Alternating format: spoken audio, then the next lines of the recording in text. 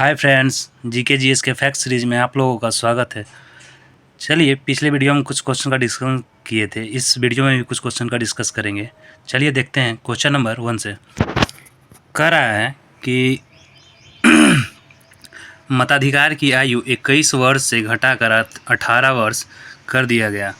ये संविधान के किस संशोधन के द्वारा? तो ये जो आपका था वो 61वां संविधान संशोधन, याद रखिएगा। देखिए, तो इससे रिलेटेड जो और आ गया है कि वोट देने का अधिकार। तो वोट देने का अधिकार ये किस टाइप का अधिकार है? आपका राजनीतिक अधिकार। ठीक है, चलिए देखते हैं कि वोट देने का जो अधिकार है, जो संबंधित है, उससे रिलेटेड अनुच्छेद जो आपका है वो 326 अनुच्छेद 326 में वोट देने का अधिकार दिया गया है। चलिए क्वेश्चन नंबर 2 की ओर चलते हैं। कह रहा है कि अखिल भारतीय किसान सभा के प्रथम अध्यक्ष कौन थे? तो ये जो थे वो स्वामी सहजानंद सरस्वती थे, याद रखिएगा। अखिल भारतीय किसान सभा की जो स्थापना हुई थी वो अप्रैल 1936 में हुआ था। देखिए, जब किसान सभा है तो किसान दिवस जो है, राष्ट्रीय किसान दिवस, ये कब मनाया जाता है? तो वो 23 दिसंबर को मनाया जाता है। ये जो राष्ट्रीय किसान दिवस है ये पूर्व प्रधानमंत्री चौधरी चरण सिंह की जयंती पर मनाया जाता है। इस पॉइंट को भी नोट कीजिएगा। चलिए क्वेश्चन नंबर 3 को देखते हैं। कह रहा है कि ब्रह्मांड के अध्ययन को क्या कहा जाता है? तो ब्रह्मांड के जो अध्ययन को वो कहा जाता है वो कॉस्मोलॉजी कहा जाता है, याद रखिएगा, कॉस्मोलॉजी। अब देखिए कुछ और भी देख लेते हैं इससे रिलेटेड फैक्ट्स। जैसे मधुमक्खी पालन के अध्ययन को एपीकल्चर कहा जाता है, ठीक है। उसी तरह से रेशम कीट पालन के अध्ययन को सेरीकल्चर कहा जाता है। कवकों के अध्ययन को माइकोलॉजी कहा जाता है और शैवालों के अध्ययन को फाइकोलॉजी। उसी तरह से पक्षियों के अध्ययन को ऑर्निथोलॉजी कहा जाता है, ठीक है। चलिए क्वेश्चन नंबर 4 की ओर चलते हैं। कह रहा है कि तहकीक ए हिंद के लेखक कौन है? तो तहकीक ए हिंद के लेखक जो हैं वो अल बरूनी है। यह एक अरबी लेखक है, याद रखिएगा। यह मोहम्मद गजनवी के साथ भारत आया था। किताब उल हिंद जो है उसी को तहकीक ए हिंद कहा जाता है, जिसका जो है हिंदी में अर्थ होता है भारत की खोज, याद रखिएगा। चलिए क्वेश्चन नंबर 5 को देखते हैं। कह रहा है कि भारत की प्रथम महिला मुख्यमंत्री कौन थी? तो ये जो थी आपकी वो सुचेता कृपलानी। कहाँ बनी थी? यूपी में, याद रखिएगा। उसी तरह से भारत की प्रथम महिला राज्यपाल कौन थी? तो वो सरोजनी नायडू थी, याद रखिएगा। ये भी यूपी ही में बनी थी। ये सरोजनी नायडू का नाम आया है तो इससे रिलेटेड एक और फैक्ट्स को देख लेते हैं। भारतीय राष्ट्रीय ये जो आपका गोलमेज सम्मेलन, जो सेकंड गोलमेज सम्मेलन जो हुआ था, तो उसमें महात्मा गांधी के साथ सरोजनी नायडू ही ब्रिटेन गई थी, याद रखिएगा। देखिए, बिहार की पहली महिला मुख्यमंत्री कौन बनी है? तो राबड़ी देवी बनी है 1997 के करीब में, याद रखिएगा। और देखिए कि अगर बोल दे कि बिहार के पहले मुख्यमंत्री कौन थे, तो वो बिहार के श्री कृष्ण सिंह थे।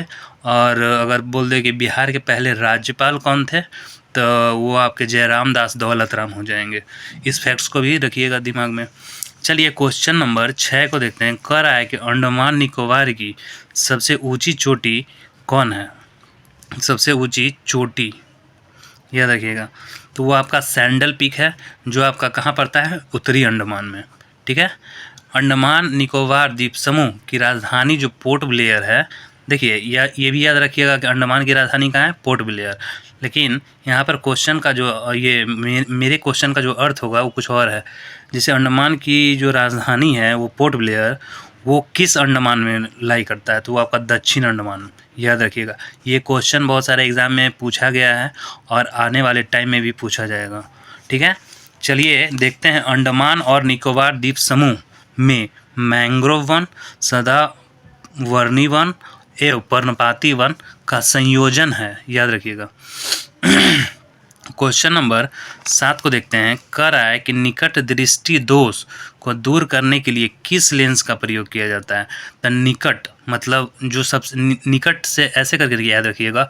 अ जो है वो आपका अ आ ई में स्टार्टिंग है, तो निकट आपका अ है, तो निकट दृष्टि दोष में अवतल।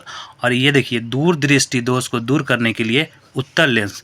तो अ आ ई जब पढ़ते हैं तो ऊ जो है बाद में आता है, तो इसीलिए दूर कि ये दूर दृष्टि दोष के लिए उत्तल लेंस का यूज किया जाता है और निकट के लिए अवतल का।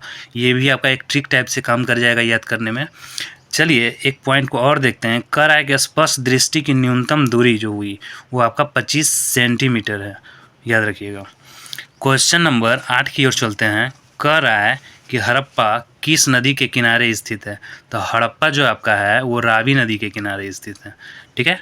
इसकी खोज जो है दयाराम साहनी ने 1921 ईस्वी में किया था। अब देखिए हड़प्पा आया है तो इससे रिलेटेड और भी देखते हैं, जैसे मोहनजोदड़ो जो है आपका वो सिंधु नदी के किनारे है। इसकी खोज राखल दास बनर्जी ने 1922 ईस्वी में किया था। मोहनजोदड़ो का मतलब होता है मृतकों का टीला, याद रखिएगा। देखिए कालीबंगन जो है वो आपका घग्घर नदी के किनारे है।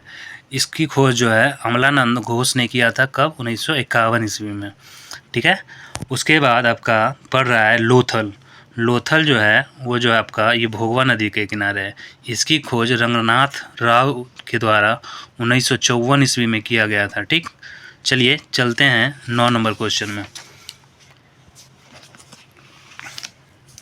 देखिए 9 नंबर क्वेश्चन कर रहा है कि चौसा का युद्ध 1539 ईस्वी में किसके बीच हुआ था।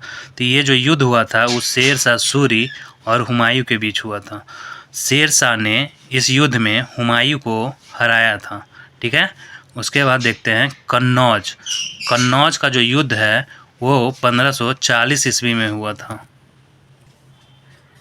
कन्नौज का युद्ध 1540 ईस्वी में हुआ था। इसमें शेर शाह ने हुमायूं को हराया था, याद रखिएगा। चलिए आगे चलते हैं। क्वेश्चन नंबर 10 और इस वीडियो का लास्ट क्वेश्चन वो आपका है, वंदे मातरम पत्रिका का संपादन किसने किया।